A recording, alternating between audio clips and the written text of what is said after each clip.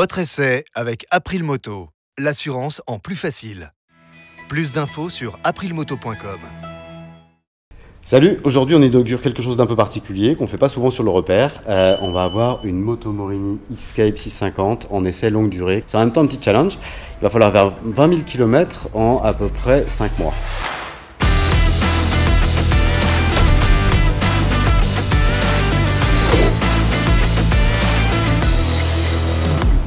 On est chez Or Motors avec Orion, le boss. Depuis combien de temps alors tu as cette concession, tu l'as ouverte? Écoute, nous on a ouvert il y a 4 ans, juste avant le Covid.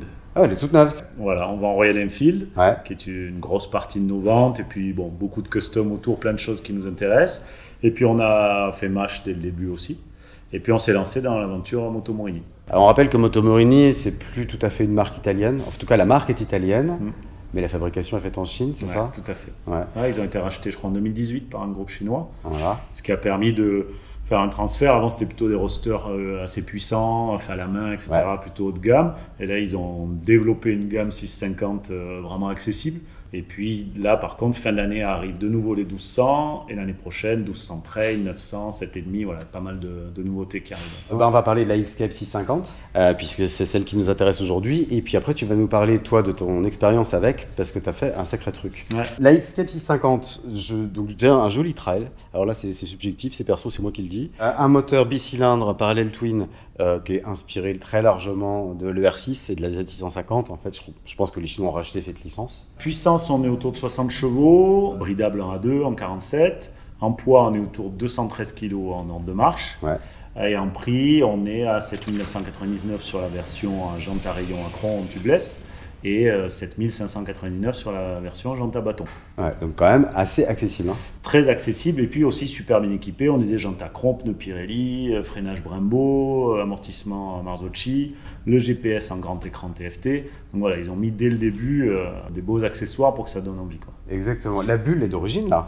Celle-ci, c'est la bulle large. Alors, il y a un petit peu plus de largeur, c'est à peu près la même hauteur, mais la bulle d'origine fait bien le job déjà. Ok. Ouais. Alors celle-ci, la X-Cape, dont je vais m'emparer tout à l'heure pour aller faire ces 20 000 km. Donc, il y a eu 2 séries spéciales qui ont été faites par la CIMA. Puis celle-là, elle a quand même les pare-mains, donc la bulle large, le kit valise complet, le sabot en alu.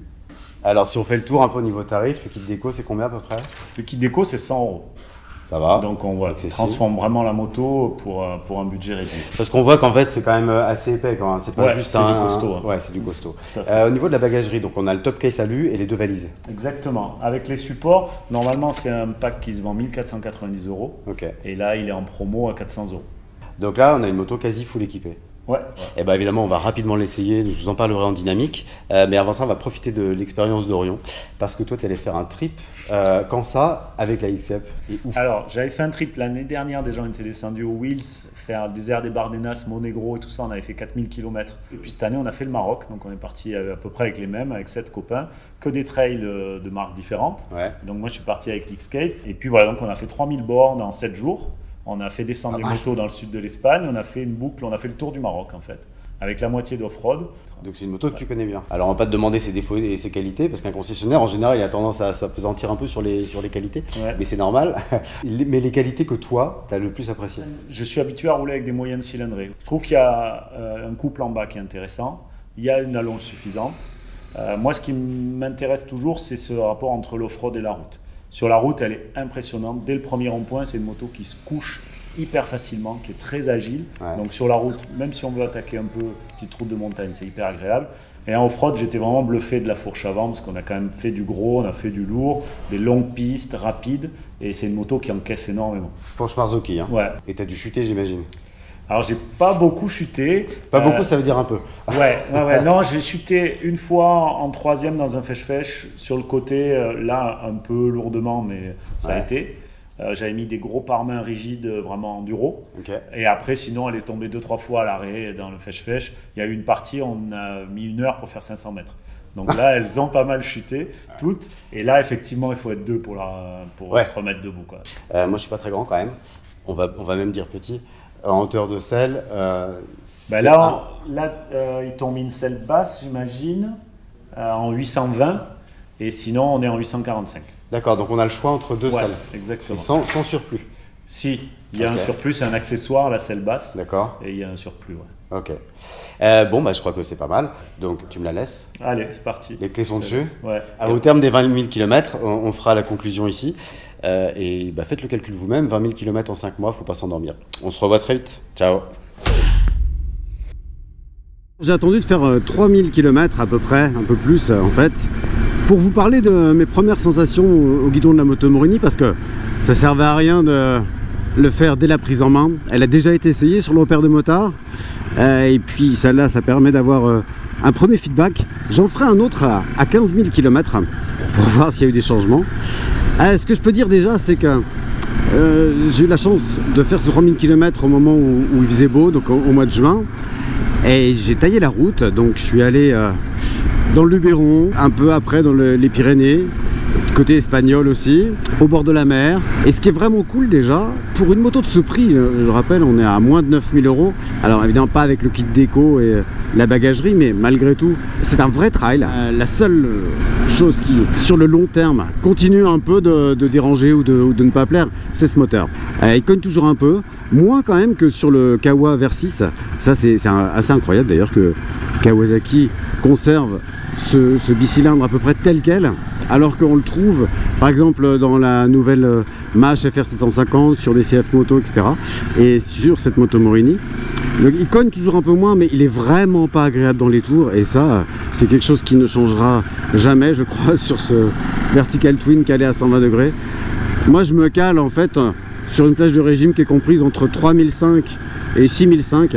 C'est pas la peine d'aller au-delà parce que j'ai l'impression qu'il va exploser.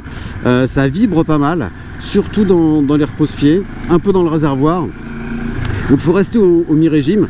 Bon, de toute façon, il n'y a pas une patate de dingue, hein. On est sur 60 chevaux quand même. Donc il n'y a rien à aller chercher en haut. Et finalement, avec l'usage, vous savez, c'est toujours comme ça, hein. On a toujours l'impression que la moto qu'on a, c'est la meilleure parce qu'en fait, on s'y fait, on s'y adapte. Bon, là, c'est le cas et c'est tout l'intérêt d'ailleurs de ces essais longue durée, c'est de parvenir à ça. Et je trouve la plage de régime, on s'apprend l'un l'autre, quoi. Donc bon voilà, pour le moteur, alors il est assez souple, en ville c'est convenable, sur route ça va, moi je finis même par le trouver assez agréable aux environs des 5000 tours. Il se pourrait d'ailleurs que la future moto Morini reçoive le nouveau V2 qu'on va avoir dans la Corsaro. Si la Morini reçoit ce moteur là, en conservant cette partie cycle, alors là, évidemment elle montera un petit peu de tarif, mais même à 10 000 €, ça fera un super plan parce que la partie cycle est vraiment bien. Je trouve que cette partie cycle est supérieure à certaines CF moto, d'origine supérieure aux Vosges, supérieure à la Versys 650, parce que on a une vraie bonne stabilité. Alors surtout avec les Pirelli STR montées d'origine. J'essaierai plus tard des Continentales, on fera la différence, mais les Pirelli sont bien. Ils permettent aussi l'agilité de la moto parce qu'on a que du 150 derrière, donc ça évite d'avoir un gros pneu qui alourdit toujours les motos, hein. C'est un peu le biais de la mode des 180 à l'arrière. Donc on a une stabilité, on a un train avant qui est très rassurant, tout de suite on la prend en main, on a confiance immédiatement. J'ai aussi fait du tout-terrain avec. Alors là, les Pirelli STR, notamment l'avant, dans la boue, c'est une cata, mais il est assez connu pour ça. En revanche, sur le sec, c'est très bien. Et là, la moto se tient bien aussi. Ça permet de vérifier d'ailleurs les qualités d'une partie cycle, ce genre de pratique. Alors c'est sur du grand chemin, mais on a quand même, on allait se perdre dans des petits chemins parfois qui n'étaient pas du tout faits pour elle. Et ça en est quand même bien tiré, c'était pas une sinécure, quoi. Et sur la route, on retrouve ce comportement stable, rigide et en même temps confortable, parce que la selle est confortable, la position de conduite est top, on a une bonne protection avec la bulle. Donc tout ça fait que cette moto est vraiment attachante finalement, encore une fois, malgré ce moteur. Le tableau de bord, je le trouve top. Le système de navigation là, avec l'appli chargée sur le téléphone, alors c'est bien, sauf que parfois on perd, l'appli perd les données GPS et on se retrouve un peu paumé, il faut s'arrêter, etc. Autre problème, quand le téléphone met un voyant par exemple, une notification pour attention charge batterie 20%, ça bloque aussi la navigation. Pas terrible. Bon, des petits défauts, mais cet écran là il est top parce qu'il est large, la navigation prend tout l'écran et on a les données sur le côté. Il est simple à lire parce qu'on n'a pas grand chose. En termes de mode moteur, on a un rail, un off-road. Le off-road est légèrement mieux sur la réponse à la poignée de gaz, un petit peu plus douce. C'est pas dingue non plus. Moi je me mets en ride tout le temps, ça sert à rien. La boîte claque un peu quand même, mais ça on retrouve la même chose sur le Versys 650. Voilà, dans l'ensemble pour la partie dynamique. Bon voilà, petit débrief de la moto Morini au terme de 3000 et quelques kilomètres, 3300 en fait pour être à peu près précis. On fait ça en plus ou moins pleine nature. Là je suis dans la forêt de Saint-Germain, je viens de rentrer d'une bonne balade. Et on va regarder en fait ce qui s'est passé et puis ce qui m'agace un petit peu. Alors il m'est pas arrivé grand chose, et vous allez me dire heureusement, ça fait quand même assez peu, elle est tout juste rodée. Mais malgré tout, une petite chose un peu pénible qui est arrivée à 1200 km, j'étais sur l'autoroute, je descendais à Toulouse et je m'en suis pas aperçu tout de suite évidemment. 135 régule.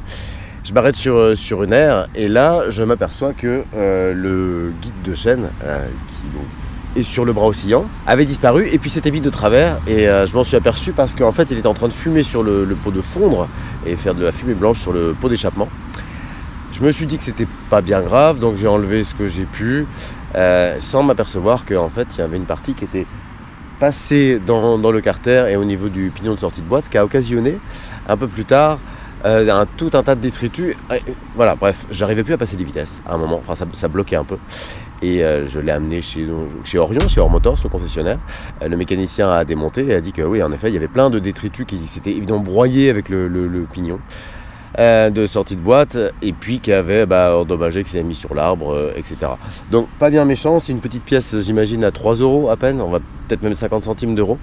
Malgré tout, ça peut être un peu pénible. J'ai eu la chance, 2 mois plus tard, de rencontrer Massimo Gustato, l'ingénieur Moto Morini, donc qui conçoit et développe les modèles, et qui m'a dit oui, on est au courant en fait de ça. C'est un problème de vis trop courte de fixation sur le bras oscillant et on l'a modifié. Donc il y a eu une campagne de rappel là-dessus. Il y a une campagne de rappel d'ailleurs aussi sur la boîte à air pour que en fait un panneau soit mieux orienté. Bref, il y a eu quelques rappels qui ont été faits donc, sur les Xscape 650. Voilà, donc c'est tout ce que j'ai eu à déplorer sur cette moto. Donc c'est pas grand chose. Et autre petit souci, mais ça m'agace au quotidien quasiment, c'est que la molette en fait, qui permet de régler la garde de l'embrayage. Donc on a une contre-molette qui permet de serrer en fait le câble, le conduit avec un pas de vis quoi. Je pense que tout le monde voit ce que c'est quand on a un embrayage par câble.